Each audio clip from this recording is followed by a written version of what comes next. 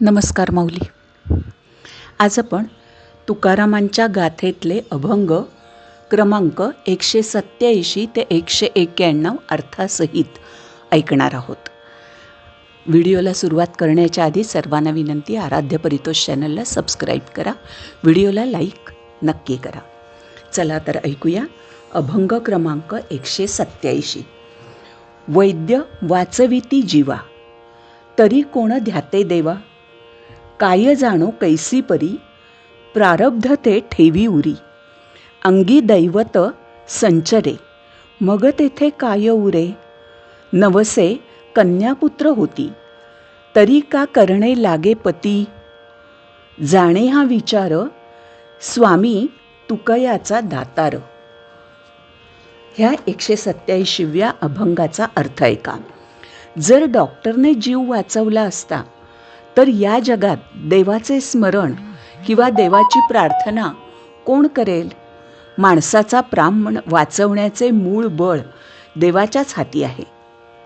बघा, डॉक्टरसुद्धा आपले प्रयत्न, जेव्हा पेशंट सिरियस असतो तेव्हा खूप प्रयत्न करतात, पण शेवटी मात्र नातेवाईकांना सांगतात आम्ही प्रयत्न केले, आता सगळं देवाच्याच हाती आहे असं सांगतात डॉक्टर.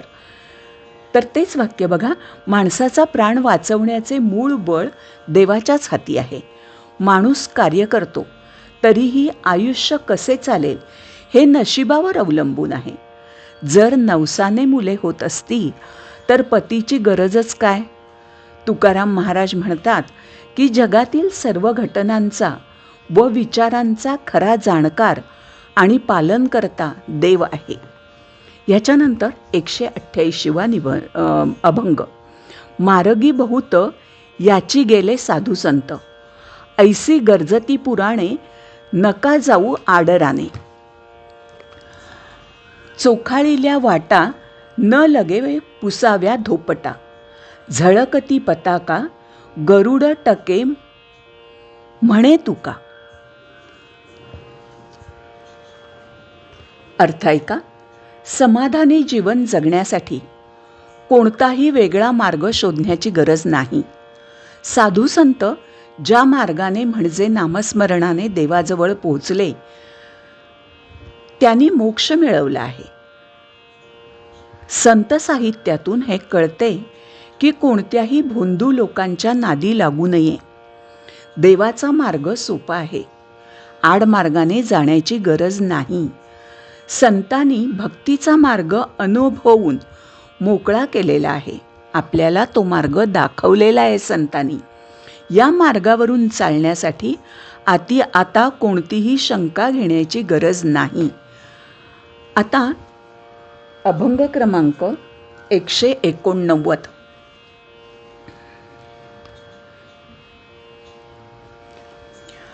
एक नेणता नाडली, एका जाणीवेचे भुली. बोलो नेणे मुके, वेडे वाचाळ कायनिके. दोही सवा नाड, विहीर एकीकडे आड.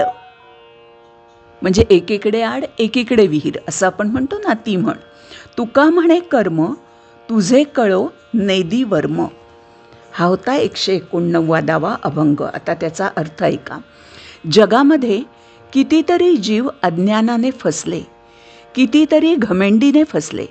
मुक्याला बोलता येत नाही म्हणून ते गप्प राहतात. काही वेड्यासारखी बडबड करतात. या वृत्ती चांगल्या नाहीत. म्हणजे अगदी गप्प राहणं पण चांगलं नाही. अर्थात मुक्याला बोलता येत नाही, त्याला चांगलं वाईट म्हणण्याचा आपल्याला अधिकार नाही, तो देवानी त्याला मुकेपणा दिलेला आहे. पण अगदी अजिबात बोलायचं नाही हे चांगलं नाही, आणि वेड्यासारखी बडबड करायची हेही चांगलं नाही.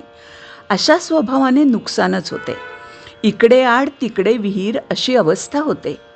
मानवाचे पूर्वकर्म त्याला जीवनाचे वर्म किंवा परमार्थाचे सत्य कळू देत नाही. या अभंगातून तुकाराम महाराज सांगतात की अज्ञान आणि अहंकार या दोन्ही टोकांपासून मध्यम मार्ग स्वीकारावा. आता 190वा अभंग. म्हणवितो दास, मज एवढीच आस. तुकाराम महाराज काय म्हणतात. मला विठ्ठलाचा दास असं म्हणून घ्यायचं आहे.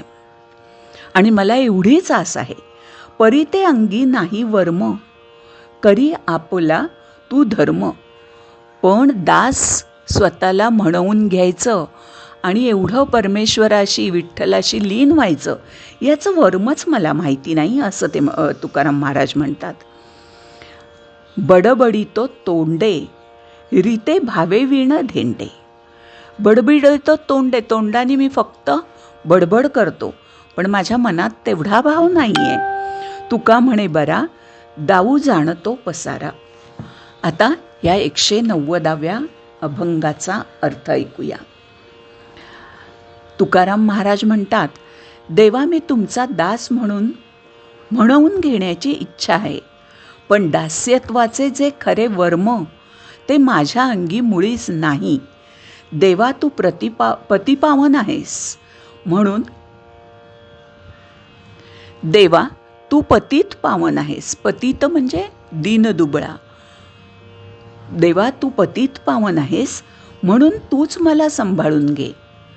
तुकाराम महाराज म्हणतात, मी तोंडाने बडबड करतो, माझे शरीर आणि मन हे भक्ती विना पूर्णपणे रिकामे आहे. तुकाराम महाराज म्हणतात, मला भक्तीचा पसारा म्हणता येतो, पण खरे वर्म मी जाणलेले नाही. भक्ताने आपला अहंकार सोडून स्वतःच्या उणीवा देवाजवळ कबूल करून शरणागत होण्यास शिकवतो. ह्याच्यानंतर अभंग आहे 191. पूजा समाधान अतिशय वाढे सीण, हे तो जाणा तुम्ही संत, आहे बोलिली ते नीत, पाहिजे ते केले सहज प्रसंगी घडले. तुका म्हणे माथा, माझा पायी तुम्हा संता. आता याचा अर्थ ऐका. साधूची वृत्ती समाधानी असली पाहिजे, अन्यथा समाजात अपमान सहन करावा लागतो. संत सज्जनांनी अशी वृत्ती ठेवावी. सर्वांनी परमार्थ केला पाहिजे. तुकाराम महाराज म्हणतात, सर्व संतांच्या पायांवर मी डोके ठेवतो. तुकाराम महाराजांनी कायम हे सांगितलेलं आहे, संत आणि सज्जन यांच्याशी नम्र राहायचं. यांच्या पायावर डोकं तुकाराम महाराजही ठेवतायत. आपण सज्जनांना कधीही दुखवायचं नाही, सज्जनांशी चांगलं वागायचं, असं तुकाराम महाराज म्हणतात. मंडळी, मी हे अभंग नेहमी सांगते, तुम्हाला कसे वाटतात तुम्ही नक्की कमेंट करा. कमीत कमी व्हिडिओ बघताना विठ्ठल आणि तुकाराम यांच्या जेव्हा मूर्ती येतात तेव्हा त्या मूर्तींना कमेंटमध्ये नमस्कार नक्की करा. आज एवढंच. रामकृष्ण हरी माऊली. धन्यवाद.